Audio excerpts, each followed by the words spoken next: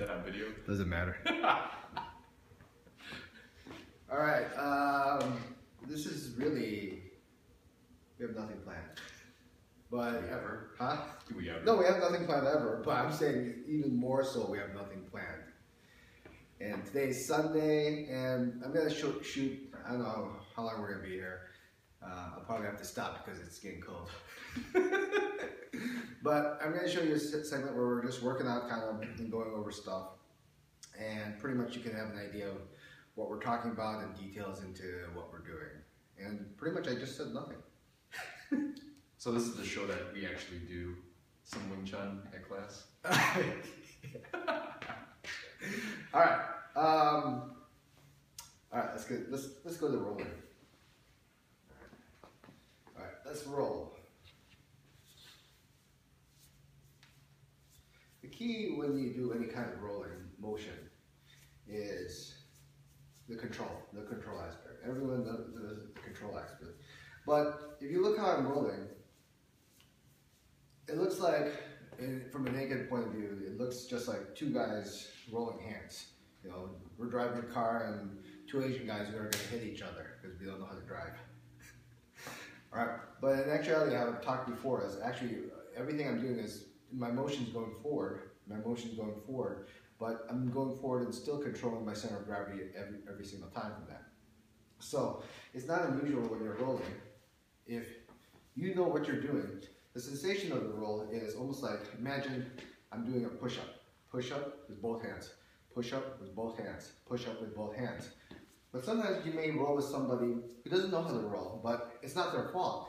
If you end up rolling like this, like here, back and forth, you end up going for the ride, okay? So that's really a case of you having to know your own structure really well, and really a case where if the hands are leading the motion, you're going to follow that ride. So we're rolling right now, and Robert's if he's slightly active and pushing, see, I can guide him off center right away.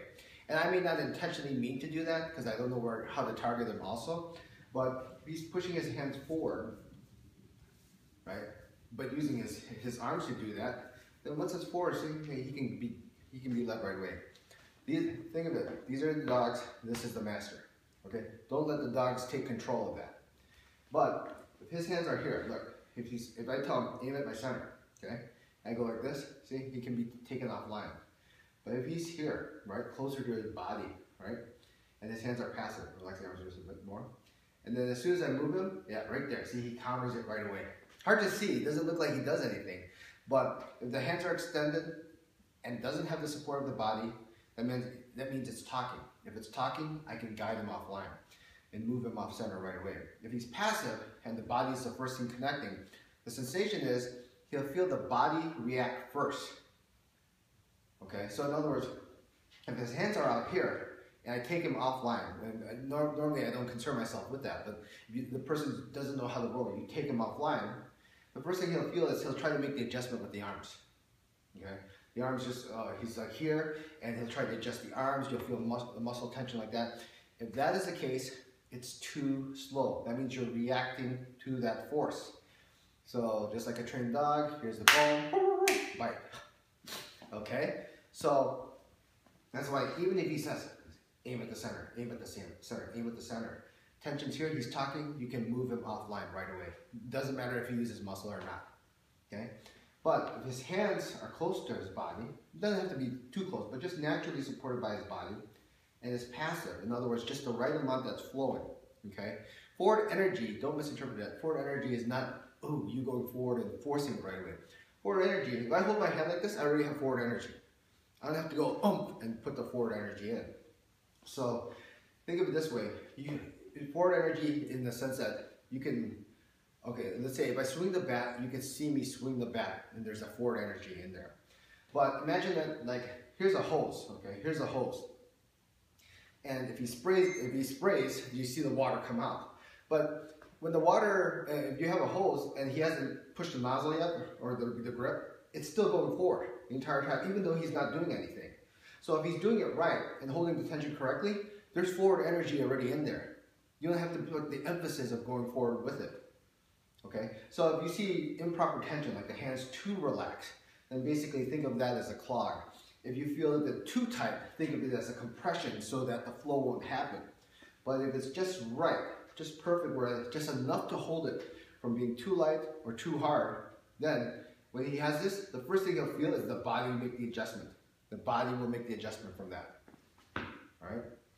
It's forward energy, not to be mistaken for forward motion. Two things with that. The forward motion is like if I go like this, I can add the forward motion into it. But the forward energy still has to exist within there. If I could do forward motion, not have the forward energy also, because I could do forward motion and be tight with it. You understand that? So it's a combination, yes. Forward energy could exist without the motion. In other words, I could be like here and I have forward energy, but no forward motion. I can go like this. I can have forward motion, but forward energy also in it. I can also do this where I'm tight. I can have forward motion, but no forward energy if I either compress it too much or I'm too light. That's a good question. So I don't know, what are we talking about? Let's just roll. See, look how casual it is. Don't care. You just talk, do Wing Chun. And see, when you're doing the roll properly, right? I'll exaggerate. You feel the body go forward. See, my body goes forward, but I'm not leaning forward. Looks like I'm going forward, right? Looks like my hands are going forward. But look at my hand, it's here. And then imagine my body's going forward. I'm exaggerating it so you can see it. Robert's going to do the same thing. In reality, when you actually see someone who knows it really well, you won't see so much of this rock motion, right? A lot of times I show stuff so that in the video you can actually see what's happening. Otherwise it's like, hey, he just looks like he's standing there. He just looks like his hand's there. But it's technically not doing anything. But here, this is an emphasis of actually showing, yeah, the hands are going forward, the body's countering it, staying center. But eventually you see me just roll, and it looks like I'm not doing anything. But if you just look at a little, I am doing a forward motion, but it's hidden within that motion, okay? So when you see an exaggeration of that, or emphasis of that, well, that's what makes the technique so well. It's disguised within it, but when you reveal it, well, you just reveal the technique right away, and that makes you a slut.